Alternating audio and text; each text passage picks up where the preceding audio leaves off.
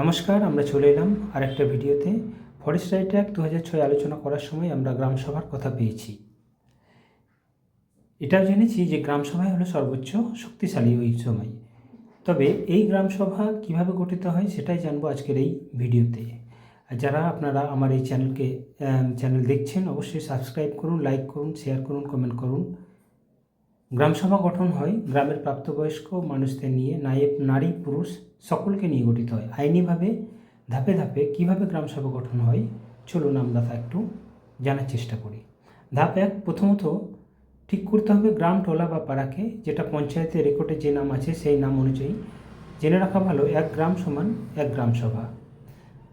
ধাপ 2, সদস্য তালিকা প্রস্তুত করুন। গ্রামের সব প্রাপ্তবয়স্ক মানুষদের নিয়ে, নারী পুরুষ সকলকে নিয়ে একটা ভিলেজ অ্যাডাল্ট লিস্ট বানান। 3 নম্বরভাবে কী করবেন, আইনিভাবে বৈধ নোটিশ থাকতে হবে। যেমন উল্লেখ থাকবে তারিখ, সময়, স্থান, উদ্দেশ্য, গ্রামসভার গঠন ও এফআরএ বিষয়। মিটিংয়ের 7 থেকে 15 দিন আগে কিন্তু নোটিশ আপনাকে দিতে হবে। চতুর্থত কী করবেন, নোটিশ প্রচার করুন আইনি প্রমাণের জন্য। গ্রামে টাঙান, ঢোল মাইক দিয়ে ঘোষণা করুন, সবাইকে অবহিত করুন। সম্ভব হলে ছবি তুলে রাখুন আপনার নিজস্ব প্রমাণের জন্য।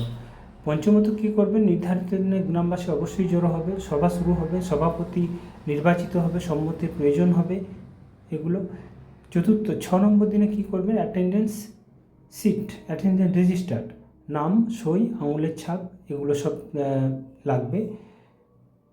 7ম ধাপে কী করবেন, রেজুলেশন গ্রহণ করবেন, লিখবেন আজ অমুক তারিখ অমুক গ্রামে সর্বসম্মতিক্রমে গ্রামসভা গঠন হলো, সভাপতি এই হাবিজাবি, তারিখ এবং গ্রামের নাম এবং সিদ্ধান্ত এগুলো অবশ্যই থাকতে হবে। 8ম ধাপে কী করবেন, রেজুলেশনের সই থাকবে, আইন অনুযায়ী সই করবেন সভাপতি, সচিব, গ্রামের আরও অন্যান্য জন এইভাবে। ধাপ 9, অফিসে নথিভুক্ত করুন। এই কাগজগুলো দিন অফিসে। কোথায় দেবেন, পঞ্চায়েত, ব্লক অফিস, এসডিএম বা এলডিসি। এফআরএ বিষয় হলে সেটা দেবেন। আর কাগজগুলো দেবেন, গ্রামসভা রেজুলেশন দেবেন আর অ্যাটেন্ডেন্স শিট দেবেন। এই 5টা জিনিস থাকলে অবশ্যই গ্রামসভা আপনার আইনসম্মত হবে। যেমন notice, attendance, resolution, signature, office record. এই 5টা জিনিস থাকলে গ্রামসভা আপনার লিগ্যাল এবং ভ্যালিড হবে। এক লাইনে বলা যায় গ্রামসভা মানুষের একটা সাংবিধানিক অধিকার। এখানে অফিসের কোনো অনুমতির বিষয় নয়। ভিডিও ভালো লাগলে লাইক, শেয়ার, কমেন্ট করুন। ধন্যবাদ।